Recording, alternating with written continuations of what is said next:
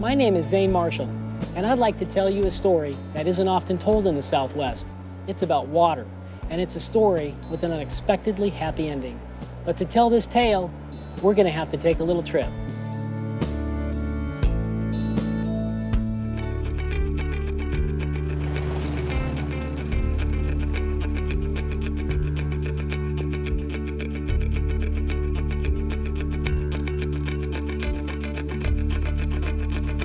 From its earliest days, Las Vegas has been defined by water.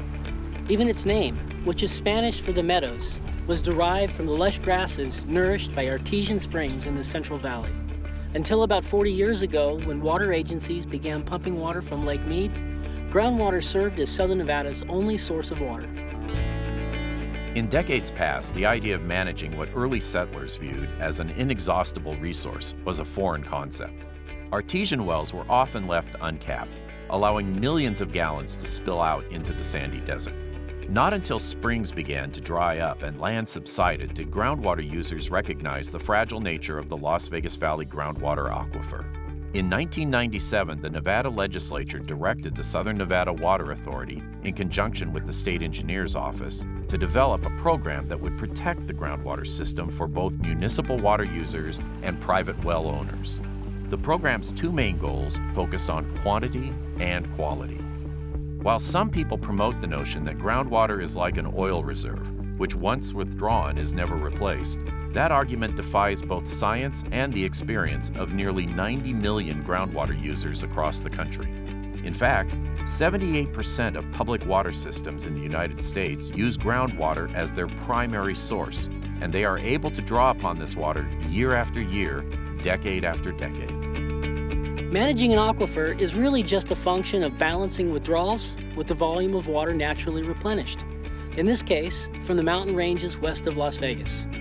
Preventing what hydrologists call overdrafting or excessive withdrawals from the aquifer helps maintain groundwater levels for the benefit of everyone. The other key aspect of the SNWA's groundwater management program is protecting the aquifer from contamination.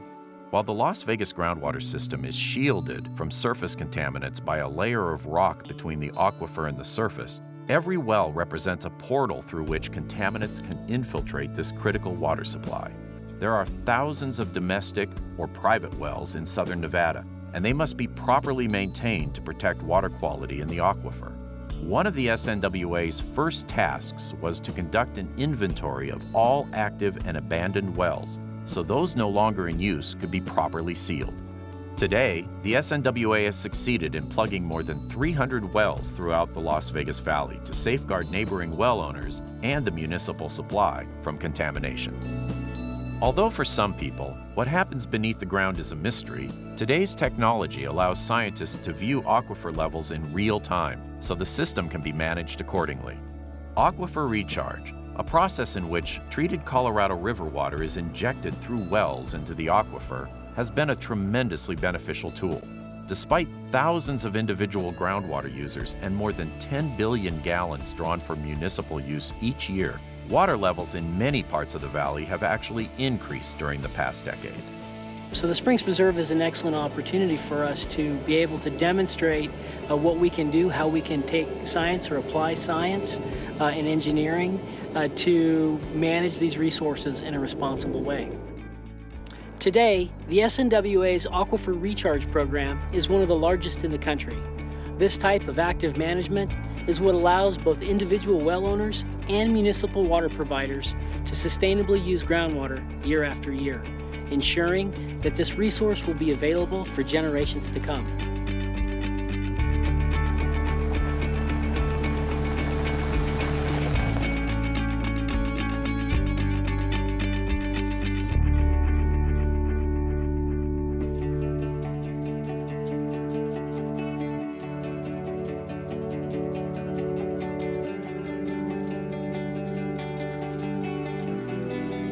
Beneath the warm thermal waters of the muddy river, tiny fish swirl in a ritualistic dance that is cause for celebration for environmental managers like Zane Marshall. It's spring, spawning time for the endangered Moappidaes, which is experiencing a resurgence, a quiet comeback that is gaining attention along these sweeping fields and streams located 60 miles northeast of Las Vegas. By the activity, it appears the dace are embracing their restored habitat within thermal springs and streams that flow through the Warm Springs natural area. This is where several headwater streams converge to create the 32-mile-long Muddy River. The Southern Nevada Water Authority acquired the 1,200-acre tract of land in 2007 with funds from the Southern Nevada Public Lands Management Act. As a condition of funding, the SNWA committed to maintaining the property as a natural area by protecting and enhancing its natural resources, restoring wildlife habitat, managing invasive plant and animal species, and stabilizing stream banks and channels. The complex of springs and streams provide unique habitat for the Moapa dace, a tiny, endangered fish found nowhere else in the world but in these warm spring waters. Thanks to restoration efforts, the population of the protected fish has almost tripled after nearly disappearing only a few years ago. The Moapa Warm Springs area is truly a unique area. There are many endemic species that don't occur anywhere else in the world. And so that's another reason why it's so important to protect this area and begin to restore it back to something close to its natural condition. We knew if we improved the habitat, the fish would respond. In many ways, this fish is measuring the health of the entire area, which is critical to many species of wildlife. In fact, 28 endangered or sensitive species, including the southwestern willow flycatcher and the yellow-billed cuckoo, inhabit the natural area. Scientists must carefully conduct dace restoration activities without negatively impacting these other wildlife. To track the dace population, masked divers swim face down in the river's shallow waters and count the finger-length fish one by one. There's still a long way to go before the dace are considered safe from extinction. Listed as an endangered species in 1967, the dace population dropped to fewer than 500 in 2008. Their rapid decline and the variety of sensitive habitat in the area drew attention to the need for a management plan. The SNWA worked with the U.S. Fish and Wildlife Service, which operates the neighboring Moapa National Wildlife Refuge, and other agencies to create the Warm Springs Stewardship Plan and keep a watchful eye on the dace. Among the restoration activities called for in the plan, biologists realigned a section of stream on the property to a velocity and temperature that provide an ideal breeding and feeding ground for the dace. They also relocated non-native blue tilapia, which prey upon the dace, and created natural barriers along the upper reaches of the Muddy River to further separate the fish populations. As the dace swim along the tributaries connecting the Warm Springs natural area and the wildlife refuge, visitors can watch the journey through a special viewing chamber open on the refuge, fall through spring.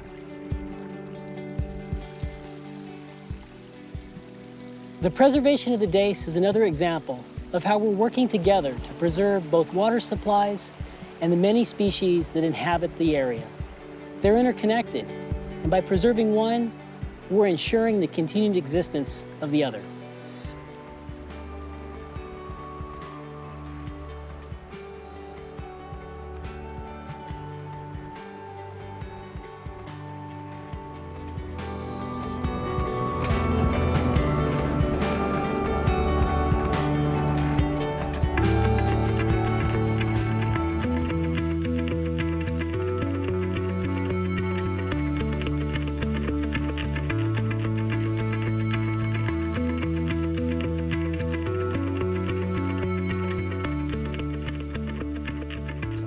Since the earliest water wells were dug some 9,000 years ago in Israel, people have been grappling with utilizing this resource without exhausting the supply and harming the environment.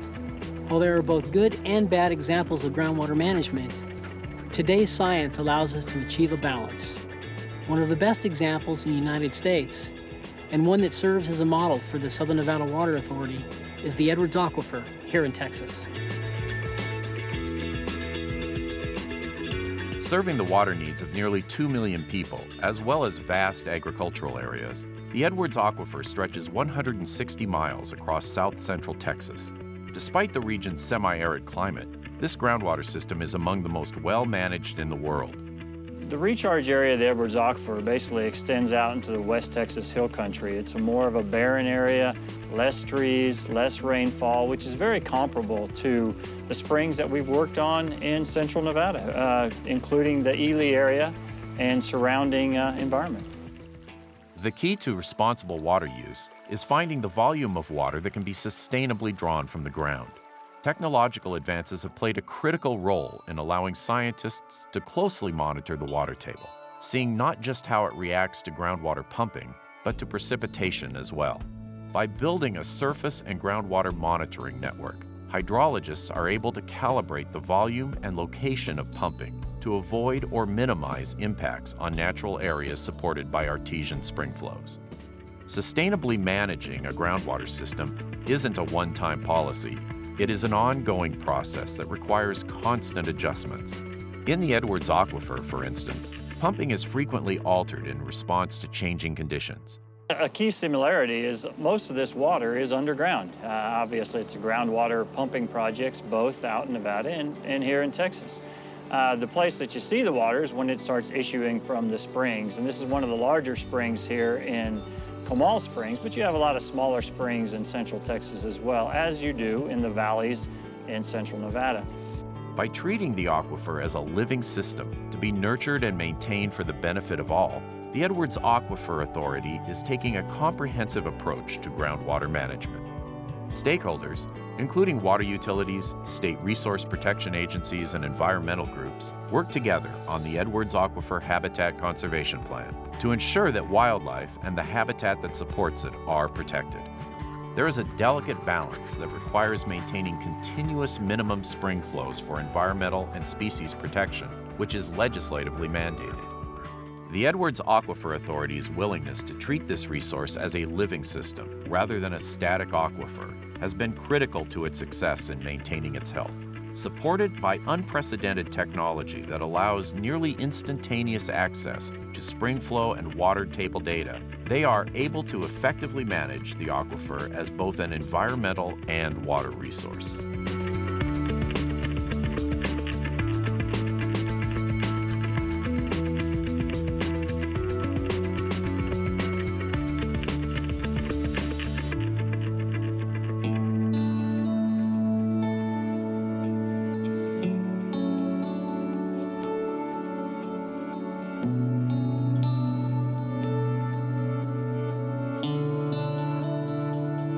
Nestled away from the vast expanse of the Mojave Desert is a picturesque valley in the Great Basin of eastern Nevada, home to a rich ranching and farming tradition.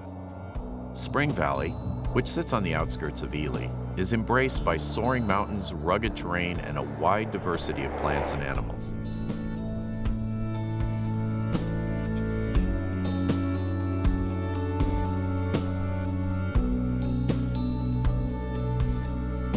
Ranch manager Bernard Peterson works the Great Basin Ranch as cowboys herd cattle across the valley floor.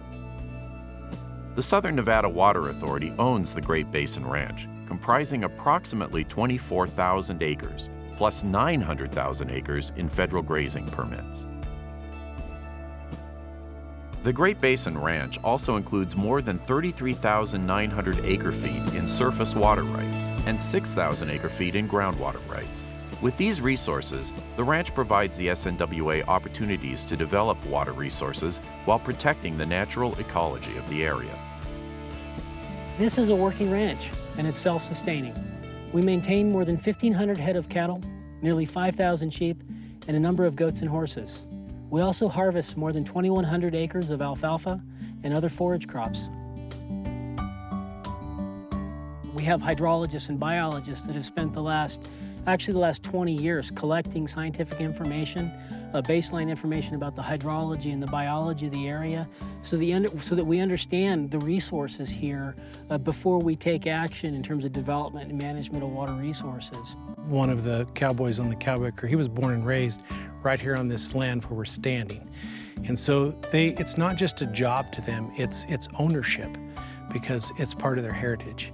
And with that, what they deliver to us as far as their dedication and commitment is second to none. As far as it's not just a job, it's a lifestyle.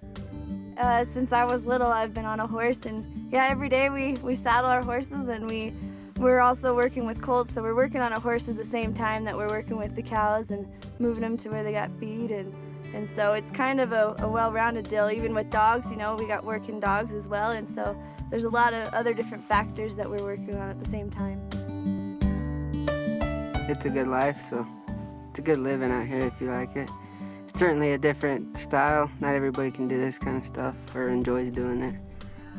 I love that it's, I don't know, like Tony was saying, it's peaceful, and there's such a beauty about it that man can't make, and that we can enjoy every day. Like I tell my brother, we go outside, so this is our office, you know? It's incredible, I love it. In the fields behind me, SNWA can bring some of its best management practices and innovation to the table. These include water and energy efficient technologies and applied science, such as genetic selection of seed stock for this environment. SNWA researchers monitor the land to determine if these innovative approaches are working and adjust operations accordingly. Researchers perform ecological site assessments and conduct rangeland condition analyses among a variety of federally mandated monitoring and reporting programs. So SNWA has hydrologists, biologists, agricultural scientists, and ecologists that all work together to arrive at a product like you see out here at the alfalfa fields that you see. And we all work together to manage these resources in coordination with water resource development for SNWA. The SNWA also coordinates with the Bureau of Land Management, the United States Forest Service, the University of Nevada, Reno, and other professionals to improve livestock operations. A team brands more than 1,500 head of cattle, supports a yearly feeder program including replacement of heifer calves, and generates wool production and replacement for nearly 4,000 sheep. This exchange of knowledge and resources is not new to Spring Valley. Native Americans lived here long before settlers arrived in the late 19th century to take advantage of the productive land. The valley provided all the resources early inhabitants needed: foliage, animals, and plentiful water. Native Americans were skillful, resourceful, and lent their expertise to early ranching families. It wasn't long before ranching became a way of life. Resource stewardship isn't just about the water. The land and water are interconnected, and SNWA looks at the entire environmental picture as part of our management of the groundwater basin to ensure that this resource is sustained and managed for the future.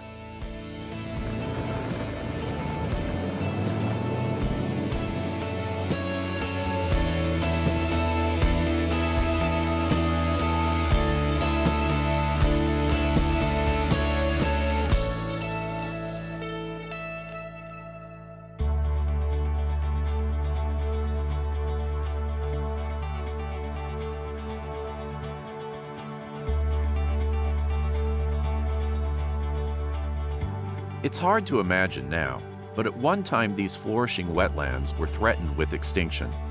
Today, the Las Vegas Wash is an oasis in the Mojave Desert, a perfect blend of beauty and function. This river carries and naturally filters nearly 200 million gallons of urban flows and runoff each day on its way to Lake Mead, the Las Vegas Valley's primary source of drinking water. In addition to its role as a natural carrier and filter, the Wash also has become a thriving wildlife habitat. But the Las Vegas Wash wasn't always a stable waterway. Preserving this waterway presented an enormous challenge. You're standing on what used to be the Las Vegas Wash floodplain. Over the years, rainstorms carved a channel out here that's some places 40 feet deep and 1,000 feet wide. What was really sad about that is all that soil being washed directly into Lake Mead. In 1998, the Las Vegas Wash Coordination Committee was formed and charged with developing a plan to reverse the path of destruction. Down here on the Las Vegas Wash, this is where all aspects of the water cycle in the Las Vegas Valley come together. And all of stakeholders have collaborated to take good stewardship of the Las Vegas Wash. And the vitality and the diversity of the environment out here that has risen up because of that effort is a testament to the success of that collaboration. Restoration required an arsenal of expertise from the 29-member think tank comprised of local and federal agencies, including the Southern Nevada Water Authority, environmental groups, and experts ranging from the Army Corps of Engineers to the U.S. Geological Survey. The team's recommendations, which included innovative environmental management techniques, were rolled into a sweeping, comprehensive adaptive management plan. Before the Coordination Committee was around, there had been quite a bit of erosion that was occurring in the Las Vegas Wash. With all the floods that were occurring in the valley, washing away all those silts into Lake Mead, it actually removed about 2 times the amount of concrete that's in Hoover Dam. So now all that silt is now sitting in Lake Mead. One of the key components of the plan was the installation of weirs, dam-like structures constructed along the wash to slow the flow of the water, reducing erosion, filtering sediment, and allowing plant life to flourish.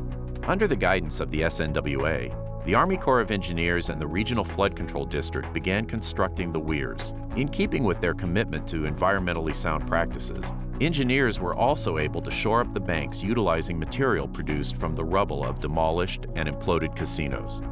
Installation of 22 weirs along the wash is on track for completion in 2015.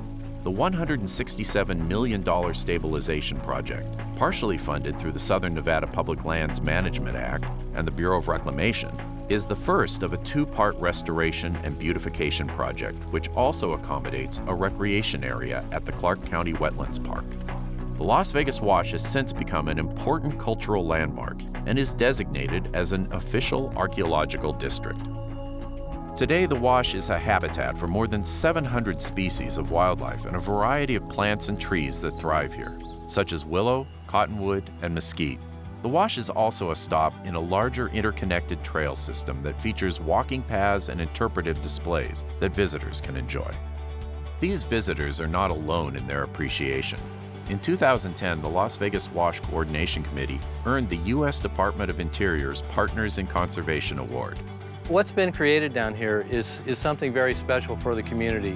It's a place where I can bring my kids and my grandkids someday whenever I have them, and they can enjoy the diversity of nature, the birds and the bees and all the plants that go with it. And it's something that will be here for a very long time, and I'm looking forward to enjoying it myself with my family.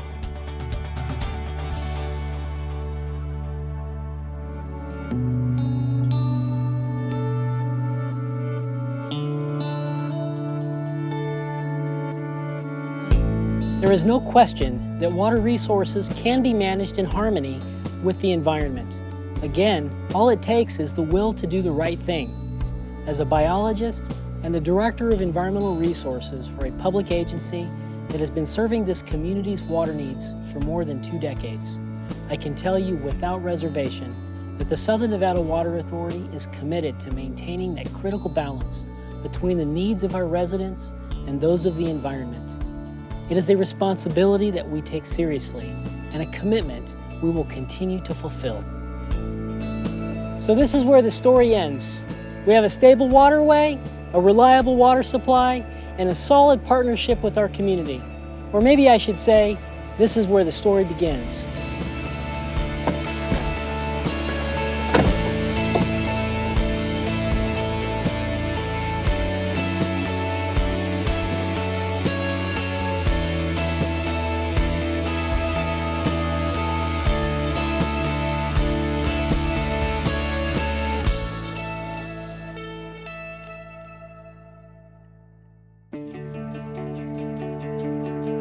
When you view how a water project was conceived in the beginning of the 20th century, it was a very straight line process.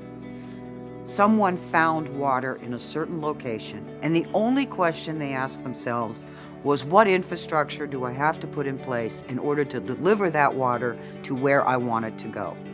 Today, long before you talk about infrastructure for delivery of that resource, there is an entire eco-plan that has to be put together.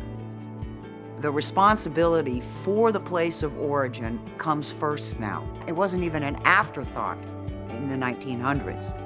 Today, very different approach. The ecosystem comes first, preserving Where you take the water from comes first, then you worry about how do you get it to your place you want it to go.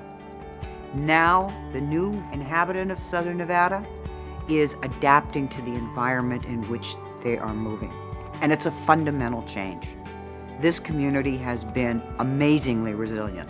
Its business community has embraced this and has promoted this at every level. So I can't be prouder of the men and women and the families that live here in Southern Nevada.